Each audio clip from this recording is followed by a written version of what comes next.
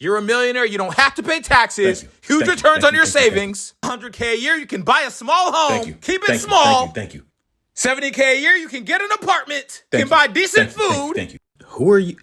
Oh, 40K a year, right? What? Good luck on not having tax write-offs. Food that will give you cancer. Being late on payments than paying the late fee. So the more broke I am, the more broke I'm gonna be. If you have $0 in the bank, you'll pay overdraft fees. Overdraft fees? You will tow your car if you're late on payments. He has $1 million. What about him? He has good credit. He's not going to be late on payments. You are. Hello everyone, this is Emmanuel Cook. We will be reacting to a new video today, so make sure you guys like, comment, and subscribe down below, and let's get into the video. What would be so wrong about nobody having to struggle? Like, at the end of the day, money is a made-up thing. Like, it really is just a piece of paper. It's the worth that we put into that piece of paper. Like, the government literally said, this is how you're going to trade and get things, and so this paper is valuable.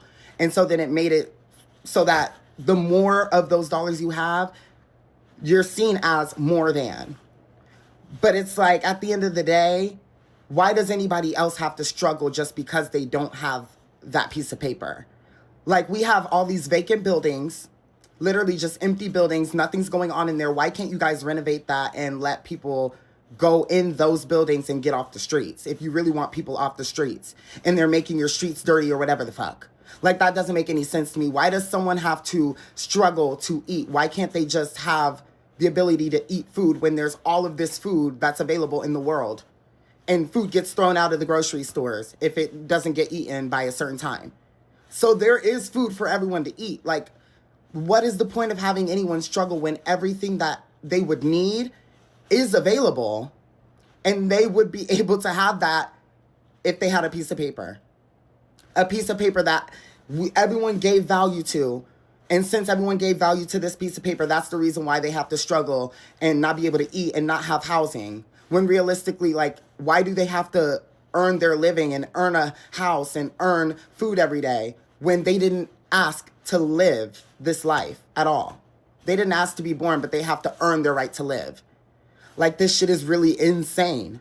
I saw a take about how when influencers build their platform off of relatability and they eventually become successful, they like lose touch with their following. And it's just like inevitable. Like, even if they're not building it off of relatability, at a certain point when they move to LA, they become out of touch. And then I think about somebody who's like always been out of touch. Somebody like Alex Earl, she's always been rich. She's like never cancelable, essentially. Like, you can be upset with her, but you never had expectations for her. Whereas you had this different standard for people who you felt you could relate to. It's kind of like how the Kardashians are uncancelable because they're just like, well, they're just like that. You know, you almost have to build a platform off of the being out of touch and being unattainable, which sucks because it's like classism at its finest. Like, if you were at the bottom, you're still never safe if you make it to the top, because everybody wants to make it. Everybody wants to be financially stable, right? But you're still never safe because if you make it to the top, now the people who you were with at the bottom don't like you anymore, and the people who are always at the top will always be fine. They were never liked, but that's just how it is. It really sucks. I also think there's something to be said about this almost like old money versus new money with like influencers and like classic celebrities. I do think it's great that regular people have the opportunity to be successful because the world sucks. Like, nobody wants to do 9 to 5, so it's like really great that people can do it. It just sucks to see people living the dream. But then even when they do make it, the other people that they've made it into the spaces with, the actual celebrities, the people who have like family wealth, they don't accept them because they're just like, they're not rich like them, you know? It's old money, new money. Restructuring will not save Nigeria, for the simple fact that Nigeria's problem has never been about tribe. It's not even ever been about religion. Our main problem has and always will be about class. It is our ruling class that uses divide and conquer tactics to create tribalism and religious division that divides the masses and allows them to win power. And if we say tomorrow morning, okay, let's restructure Nigeria, let's decentralize Nigeria, make it into a confederation, that will not solve anything, because the same ruling class will still have power and will use the exact same tactics in each region. If we restructure tomorrow and we now have Oduduwa, we have Biafra, we now have Aurora region, we have all these different places, the same ruling class will use the same divide and conquer tactics again to win power. They'll divide the Christians and Muslims of Yoruba land. They'll divide the Fulani and Hausa people of Northern region. They'll now go ahead and divide the Delta people from the Igbo people, the Ijo from the Itsekiri. They'll just divide people and conquer us again. the ruling class will use the exact same tax that they use now in any decentralized place.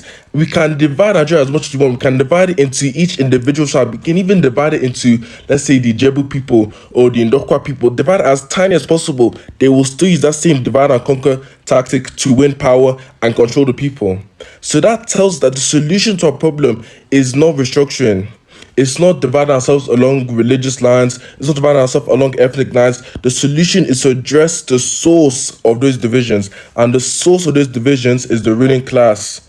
So what we need to do is look at Nigeria through a class lens and say the ruling class is doing this and that. So how do we deal with the ruling class? That's the next stage we need to focus on. Not restructuring. That's not the solution. We need to focus on a class analysis of Nigerian society and move forward for socialism and the class struggle. You know why a lot of people who grew up really, really poor and from a lower class and a disadvantaged background, once they've made it, end up being very resentful of poor people?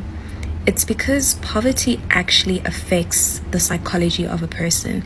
Poverty is actually such a deep trauma to overcome, especially mentally. Once you've made it, you constantly are reminded of that life you used to live, trying to make ends meet and being in desperate situations. Poverty is something that also strips a person of their dignity. So even if you overcome poverty, 90% of the time, you're still in poverty, but mentally. It also explains the phenomenon of how come if poor people understand what it's like to be poor, why don't they have empathy for other poor people?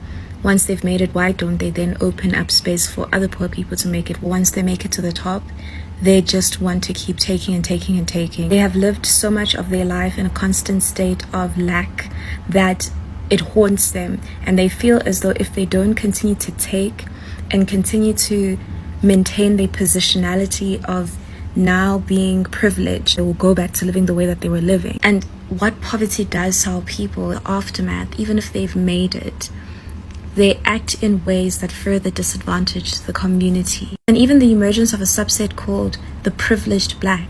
And those types of black people, I'm sorry, are one of the most insufferable types of black people, because once they feel like they have this privilege, it's almost like a I made it out moment. Ooh, look at how they're living out in the wild.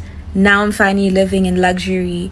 And it becomes an us versus them mentality. That was you just yesterday. We need to learn how to, of course, elevate our lives and escape poverty and break the generational poverty in our families, but also how to act in humility and dismantle the psychological regression of what poverty has done to us so that we do not end up harming our community. We're not really moving forward if when you're looking back at your brothers and sisters, you're laughing and looking down on them when you're literally coming from where they are. Don't ever forget where you came from when you've made it. Because that background, although was traumatizing and you dreamed of nothing but to escape it, formed a large part of your identity. And in some way, you hating that background essentially means you're hating a large part of yourself. Rich people's obsession with the working class is something that needs to be studied more, because they hate us to their core, and they make it very clear that they hate us. But they're also obsessed with us. Because they grow up in this extreme life of privilege and opportunity, and everything is just sort of handed to them and they have no struggle. When you're handed everything, you just get immensely bored with everything. And so they crave that solid authenticity that the working class gives naturally. And they want it, but they also want to destroy it at the same time. They want to take it. It always just blows my mind because as somebody been poor all my life, right? I come from a poor family. I've had to work for everything that I've ever had. I had to work my way through college. I was not given the same things that a lot of people at my college were given. Their obsession with struggle without having to face struggle, I don't get it. I'm do you know how stressful it is to be a working class person? Do you know how much suffering people have to go through? One hospital trip and our lives are over. We're in debt for the rest of our lives if we go to the hospital. We can't afford to get a house. We can barely afford these tiny little apartments.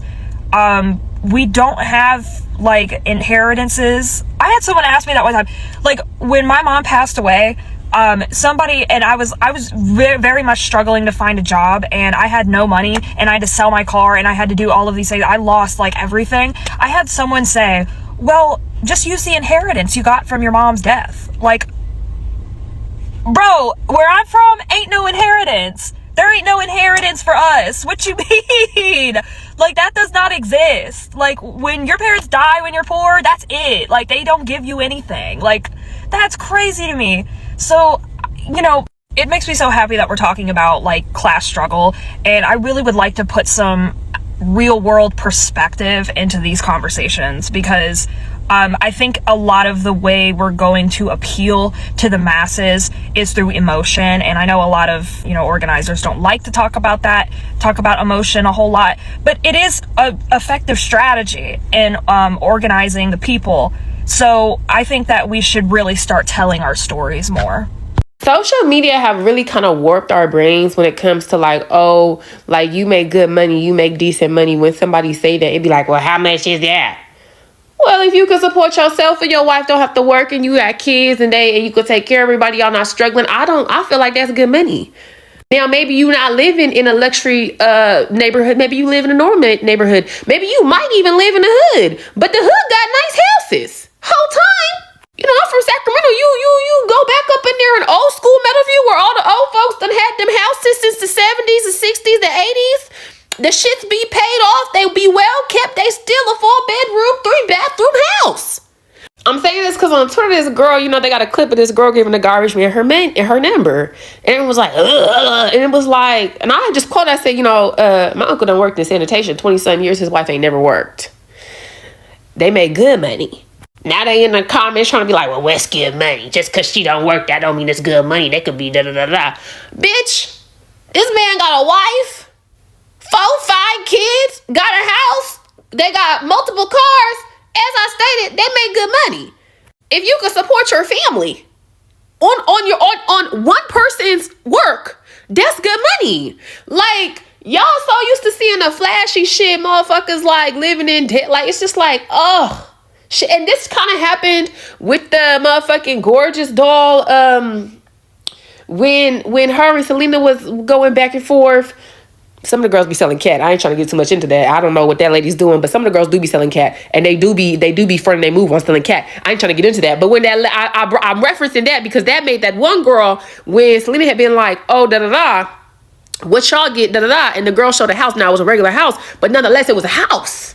And I'm saying not everybody finna get like the Fenty bags. You know what I'm saying? Not everybody finna get all the designer. Y'all right? Not everyone can afford that, but I personally feel like a regular house is still a house. A house is still a home. It's still a motherfucking home. And it's like everybody hate classism till it's time to fucking hate classism. Bro, I've come to the conclusion that luxury is really nothing. If it at the end of the day, luxury is whatever you make it. If that for some people, luxury is getting to drive to work. Like you get to drive to work. That's what I gotta take this. I gotta take 2 buses. I gotta walk. I gotta call an Uber. Actually, having a car is a luxury, right? But to some people, like a luxury, like that's a bare minimum. I think that being rich is actually relative, right? And hear me out. So a lot of my extended family members in Liberia think that we are rich over here. They think that we have all the money in the world to be sending them every single month, nonstop. But over here, we know that we're not rich. We know that we're not rich. Upper middle class is rich to me because I grew up poor. But as for them, a person who is earning like 1 million per year or more is rich. So being rich or well off is actually very relative. So he is 100% right about that. He's right about that. A quick reminder, please remember to like, comment, and subscribe down below. And let's continue the video. Black classism is one of the most quiet, coercive forces in our community. And it's everywhere. It's literally everywhere. It affects those who believed. It affects those who get respected. It affects who gets heard. And it affects who gets left behind. Right? And it's often rooted in survival, ambition, and pride, but it's also just a byproduct of historical trauma and forced assimilation. So we're just going to go through it all, right? Historically, structurally, and culturally, so we can see how it operated over time and why it still divides us today like this. So post-slavery, we got to see the first black elite. So after emancipation, some black people gained access to education, land, or skilled labor. They became teachers, ministers, business owners. They were seen as the model Negroes. These early elites embraced respectability politics to distance themselves from white violence and protect their upward mobility. But here's some of the key traits of that time period: an emphasis on European style dress, manners, grammar, and religion, shame or racial or erasure of rural, southern, or unrefined black expression, and a desire to gain white approval for the sake of safety and legitimacy. But that safety came at a cost. Black elites often judge, dismiss, and ignore working class and the poor majority. But then we got to see the second one, right? Which is the Harlem Renaissance and the HBCU culture, and really the performance of the talented 10th. So W.E.B. Du Bois believed that the top 10% of educated black people will uplift the race, right? It was well intentioned, but it implicitly creates the hierarchy based on value and on education, diction, and proximity to whiteness. So in the HBCUs and middle class circles, colorism, classism, and elitism flourished.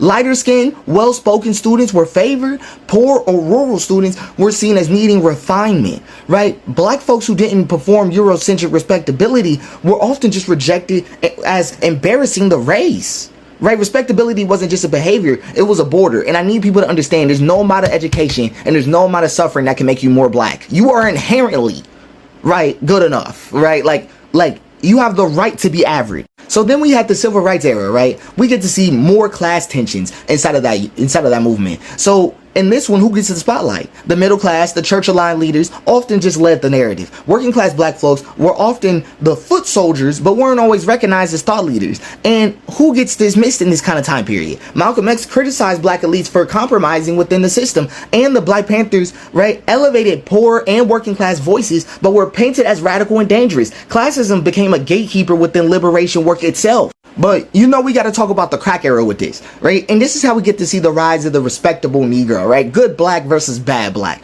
As drugs and poverty really devastated black communities, media, and politics, right? They encouraged black respectables to separate from the thugs, the welfare queens, and ghetto black people, right? Bill Cosby famously said, "We are not Africans, we are Americans. Pull your pants up." This is an example of this problem, right? Okay, and the politics of respectability took over. Speaking proper, going to college, voting the right way became moral qualifiers. Classism fed into internal policing, anti-black shame, and disconnection from street culture. Black poor folks became the problem, not the system that had abandoned them. But it's still going on today, right? And these are some of the markers that someone that you're talking to is directly a classist, right? So judging people's blackness by where they live and how they speak and what they wear, you're probably classist. Shaming black folks for working class jobs or not having ambition, probably classist. And centering celebrities, entrepreneurs, and HBCU grads while ignoring the poor, disabled, and incarcerated black voices, you're probably classist. I went to a HBCU. And that's definitely classist to say. And the soft life aesthetic that ignores class struggle entirely, right? Aesthetic classism online is also another problem, right? It usually glorifies certain kinds of black success, right? That get visibility, polished, wealthy, curated, right? Street culture is imitated by influencers, but those who live within it are still demonized. And mental health rest and joy are branded, right? But often it's just out of reach for working class black folks. They got this whole look to it. And there's an emotional cost to black classism. It creates generational guilt and silence. Children ashamed of their parents' jobs or speech, right? It makes poor black folks feel unseen, unheard, and uninvited to black success. It causes middle-class black people to feel disconnected, inauthentic, or like traitors. It blocks cross-class community building, even when everyone shares the same trauma. Okay, but here's where the remedy is. Black unity ain't really just about race. It's about class consciousness, too. Okay, so we need to uplift without policing. Not everyone will speak the same, or dress the same, or carry degrees, but that doesn't make them less brilliant or worthy. We need to tell about how you got where you are. Was it the military? Was it scholarships? Did your parent have a government job? Don't pretend it was just the grind. That's why I always talk about being regular. Because Because specialty can't be the reason given we all sharing this one moment. And also don't romanticize poverty, but also don't moralize wealth. We are navigating a system designed to make us feel inadequate. Be honest about it. Okay, and also recenter working class black brilliance, movements, culture, language, style, resistance. All of it comes from the bottom, not from the boardroom. Okay, and also stop using class to police black femininity and masculinity. Streetwear is not ignorance. Code switching is not weakness. Proper is not superior. All right, it's just what it is. Black classism is not natural. It was taught. It was engineered. If it could be taught, it could be unlearned. And the moment that we drop the class performance and embrace all the versions of black survival and expression and power, we can become a whole community again, right? But as long as we continue to honor these ruthless divisions, right? None of it designed by us. We'll continue to participate in a hierarchy that is merely just forest for the trees, cage for the bars. You get it. Man, he was cooking in that video the whole time. Just straight up facts. And I agree with a lot of the things that he said. We as black people are living in a system that was not meant for us. We were at the bottom of the system, and we're still at the bottom of the system. The system and the elitism of this whole system was not meant for us. And so basing our values off of a system that was not meant for us is actually, it doesn't really make sense. People who pretend classism is personal style have a fear of being seen, because classism is a constant performance, and it's way easier to dress in a way that says I'm better than you than it is to do the work that it takes to build certainty, courage, and freedom in your personal style. They know true soul expression is a form of vulnerability, so they rely on wealth signifiers to receive validation without the risk of exposure. That's why you hear so many rappers, especially male ones, talk about the same things over and over in all their possessions, because you can't see them when their chain is shining so brightly. But in doing so, they've confined themselves, because upholding classism requires you to follow a certain set of rules, and if you don't, you'll be ridiculed and shunned for being a public embarrassment to the wealthy people and the elite. This is what happens when you try to bypass or replace spiritual ascension with material ascension. You end up abiding by systems that confine you instead of liberate you, and you're forced to conform to hide who you really are. And that's exactly what classism is, just rich conformity. Like and follow for more insights on personal style refinement and wardrobe curation. This is a good question, and we really don't think about it that much, but we say we live in a democracy, right? But the majority of the decisions that affect our lives are not decided democratically. The majority of our lives are spent at work. We don't decide our wages, we don't decide what's produced, we don't decide what building we work in, and even in our neighborhoods, we don't get to decide how many parks will be in there or what buildings will be built where. Well, who decides? It's the people who own everything. People own the land and decide what to build on it. People own the company you work in and decide what to pay you and what to produce. You have no say in any of that. And the people who own everything and make those decisions are the ruling class. I truly believe that the people in power and the wealthy oligarchs that run everything are absolutely disgusted that we exist. Like, if they could get rid of us, they would, because they find us just disgusting. We're in their way, we're smelly, we're fat, we're stupid, we're slow. That's what they think of us. That's literally how they see us. People in power, people at the top, see us as fat, lazy, and stupid, and a joke. They see us as a joke. I'm so tired of watching good Americans worship these leaders that would push you into oncoming traffic rather than shake your hand. They don't care about us, because if they did, they wouldn't treat us like this. And that's a fact. Know your worth. They don't like us. The social contract between the ruling class and the rest of us has to be renegotiated. Let me show you what I mean with an example. Last year, JP Morgan Chase made profits of over $58 billion. If they had spent half of those profits paying out employee bonuses, each employee at Chase would have received an end-of-year bonus of more than $90,000. The corporation and the wealthy would have still made over $29 billion. But the productive members of society will have been able to keep more of the value that their labor produces. This is just an example, but this applies to your employer as well. We either get a better social contract peacefully, or we burn the one we have now. There are few things in this world less painful than coming from a working class first gen background and learning that everything they taught you about climbing the ladder and getting ahead was all a big fat lie. They taught us in school, they taught us in internships and life coaching in church and basically every facet of society that your work ethic is what will get you ahead, and that our society is largely meritocracy, if that's a word. Basically, your work ethic and your results are what will ultimately promote you above everything else. So even though there are systemic barriers, there are institutionalized barriers, there are things beyond your control, nonetheless, if you keep at it and if you work hard and if you believe in yourself and if you don't give up, that alone is what will promote you and push you into success. And then entering the workforce as an adult for the first time and you see that that's not the fucking truth at all, that's not even anything near the truth, that revelation will send you into depression. What they should have been teaching us instead is playing this little fucking game, okay, and how to play the game. Because the people who play the game are the people who get to the top, which is like what explains why our society and our economy is the way it is.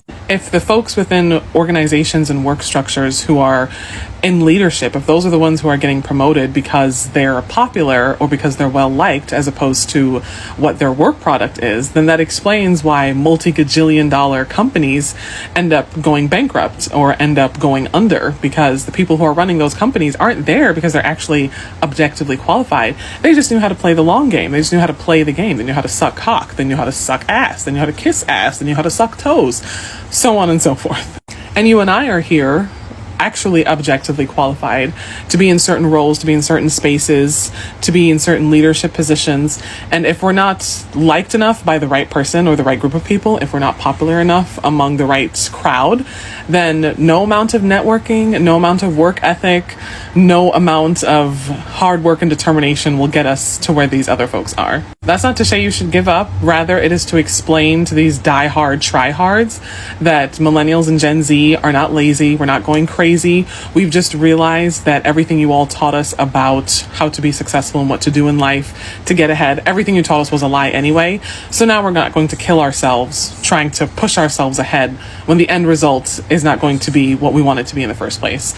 And that is exactly why Gen Z and millennials are the first people to quit a job if the vibes aren't right, okay? I was literally just on the phone with my sister last night, and she's a 21-year-old Gen Z who will literally walk away from a job if the vibes aren't right. And she absolutely should, because why should we kill ourselves and give ourselves heart attacks and stomach ulcers and migraines and sleepless nights and insomnia and myriad of health issues when none of that matters anyway? What instead matters is how and whether or not you know how to play the game.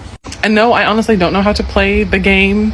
I'm not interested in playing games. I'm a grown-ass woman with a law degree. Either you like my skills and qualifications or you fucking don't. And if you don't, go suck your mama. I'm going to live my life regardless. And that is what millennials and Gen Z have decided to do. And that is what has the ruling class and the people who run organizations collectively shitting bricks. Nothing scares the ruling class, the political parties, more than a unified front. When people come together, regardless of what you look like, regardless of your beliefs, when people come together and say enough is enough, this is what the ruling class, the people with the power, which are very few, this is what they fear. They fear this. That's why I keep telling people, be very careful what you believe, because a lot of these politicians that are telling you, trying to push message and agenda, what they are trying to do is to keep people apart.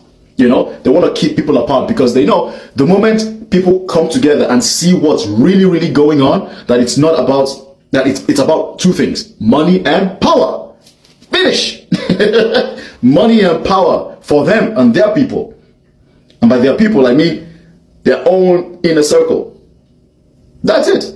Because if everybody got rich, they're not rich anymore, they're not special anymore. If everybody got powerful, they're not powerful anymore. So what they know is that if we keep people fighting, if we keep men and women fighting, if we keep, blacks, whites, Hispanics, if we keep them fighting, if we plant seeds of mistrust within people, we can control them.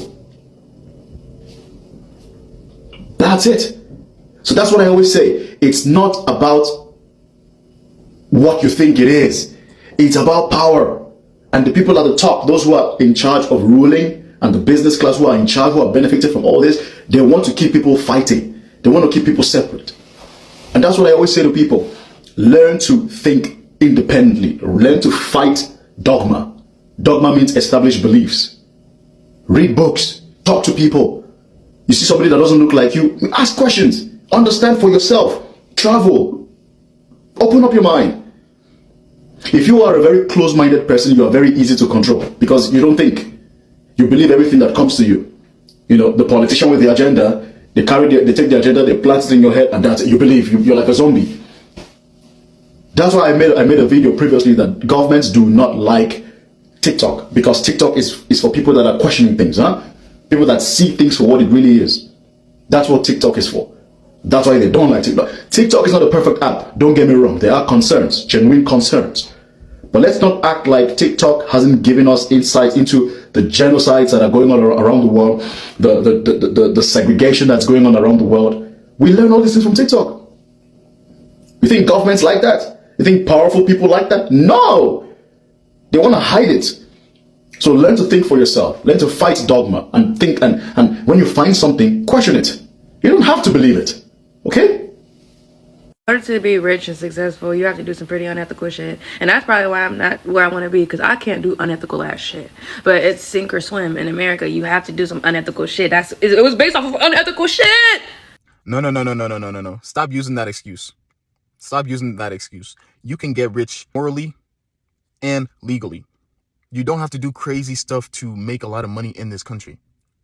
Anywhere, actually. It's about hard work. You have to be very consistent, and you have to make good choices over time. The more money that you save is the more money that you are able to invest. Stop this idea that you have to exploit people and do some crazy stuff to become very wealthy in this country. You can have a startup. You can pay your employees very well. You can build something from scratch. You can provide a lot of value for people. You can solve real life problems and become rich that way. Stop using that as an excuse. Stop it. You do not have to do crazy stuff to make a lot of money. You can make a lot of money in stocks. A lot of random people, normal people, have made a lot of money in stocks. A lot of poor people have created startups and now they're rich. Who have they wronged? Who have they exploited in that journey? Nobody. They created jobs. They paid people pretty well. And they provided value to the market. You're probably just lazy and entitled, and you think that things have to be handed over to you. That is not the way that it works. If you start from here, you have to put in a lot more work than a person starting from up here, for example. That is just how it is. That is just life. And that does not mean that they exploited their way to the top. A lot of times people just work hard, make good choices, live below their means, and created an amazing life for themselves. It does not mean that they did wrong. Stop that narrative. If you have some fantasy that rich people are going to save you, and that rich people are going to save this world, the society, your community, your family, whatever, it is time to give it up. Rich people do not care about you. Full stop. If you don't believe me, why don't you go ahead and take some time to research the culture of the ultra-rich in the United States, in other countries, in the modern era, and in the past. They don't care about you. They're not going to save your communities. And things like they want to create jobs, or they want to lower taxes, or they want to save America, or whatever it is that rich people are saying, and I don't care what side of the political spectrum they're on, people. It's a lie. Rich people do not want to save you. They want to enslave you. But Mom, I see where you're going with this one. I see. But respectfully, I might have to disagree. A lot of times in Latin America, we use, oh no, we're not racist, we're classist, as like a cop-out for our overt racism. When in reality, it's like those conversations are actually not mutually exclusive. Let's think about it for a second. Race and class are actually very much interconnected. Think about who accumulates the most wealth. I'm talking specifically on like this side of the hemisphere, right? Now let's also think about class, right? Let's think about how lower income communities in Latin America and who actually inhibits those communities. Think of the barrios in Latin America.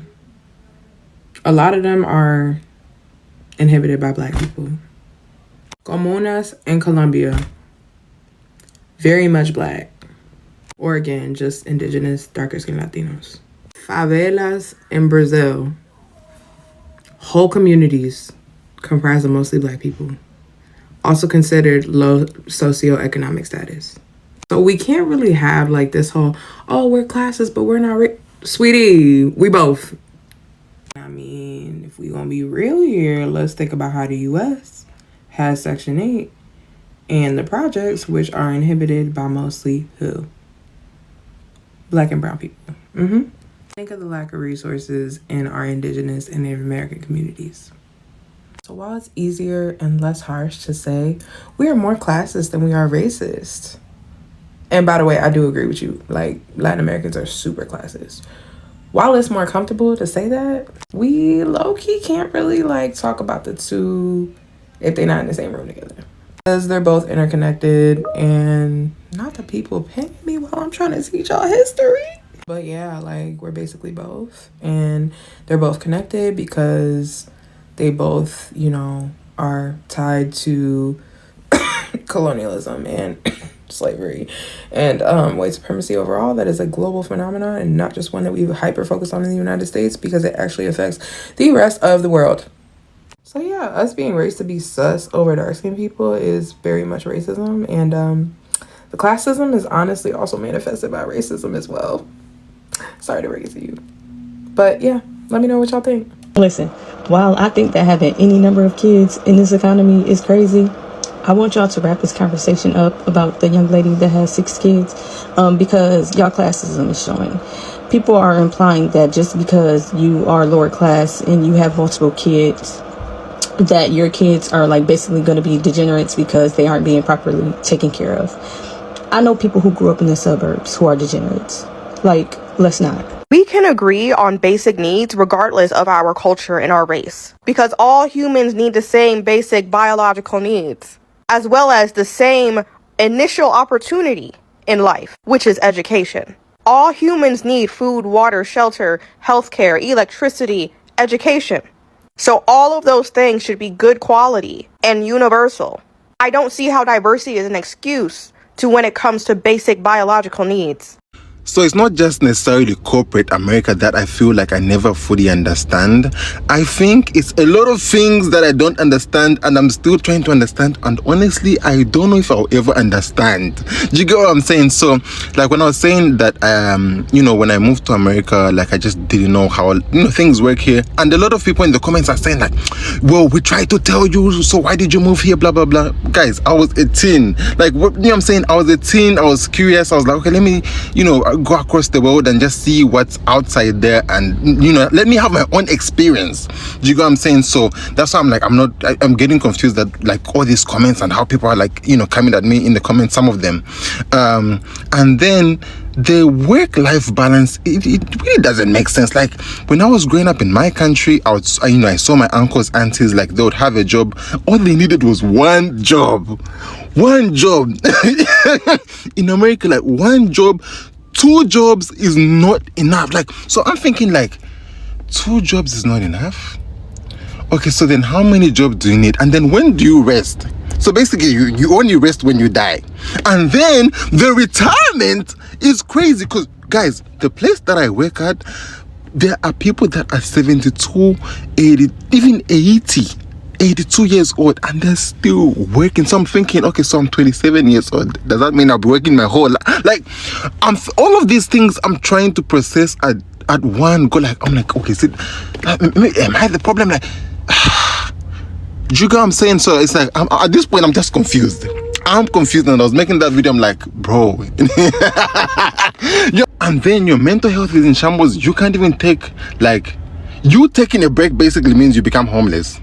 That's all I'm saying. Like, you can't take a long break from work because now you need, these bills are waiting for you. These bills, and then like there's things like, okay, let's say you actually have a good job and earn money, you have to pay loads in taxes.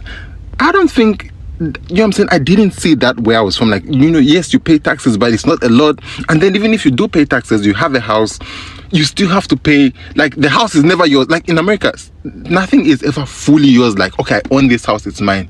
You still have to pay some type of tax for that land, and if you don't pay that, you might get in trouble.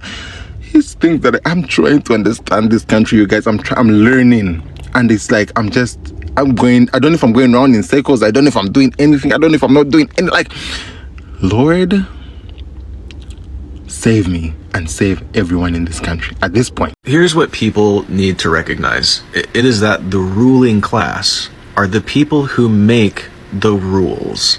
That is it. That's what the ruling class is. They are enacting legislation. Do you know anyone that writes laws? No? Then you don't know anyone. You've maybe not even ever met somebody that is the real enemy. You don't know who the ruling class is personally. On a personal level, you do not know who the ruling class is. That's important to remember, because you think there's this level of innate familiarity to the ruling. There is none. We know them in name, and that is it. We know them in name and ideology, but the ruling class is not who. Sir? What is it? We have a code red. We have a what? A code red. They're gaining class conscious. No, shh. I don't think it's... Don't even say it. How did this happen? Well, someone took out a huge healthcare CEO, and we kind of thought everyone would be like, oh, that's so sad. Yeah, right. Did we tell them violence is never the answer? They're not buying it this time. What do you mean? That's the go-to line. Yeah, a lot of them seem to be realizing that when a health insurance company denies care, that's killing too. But it's legal. Of course it's legal. We all have to follow the rule of law, you know. They're realizing that none of them benefit from private health insurance. That's not true. What about the middle class? We destroyed the middle class, remember? Fuck! And it's partially because of this. I mean, the top cause of bankruptcy in the US is healthcare related debt. All right, shut up. I need to think. We need a diversion. Oh, can we blame immigrants? I don't think that's gonna work this time. Oh, let's release the Assassin's Manifesto to show how weird and creepy he is. Unfortunately, he's extremely sexy. God damn it! People are like agreeing with the manifesto. Whatever we do, we have to convince them that the other side is the enemy and not the ruling class. I appreciate you guys watching the video today. Please make sure to like, comment, and subscribe down below, and I'll see you guys in the next video.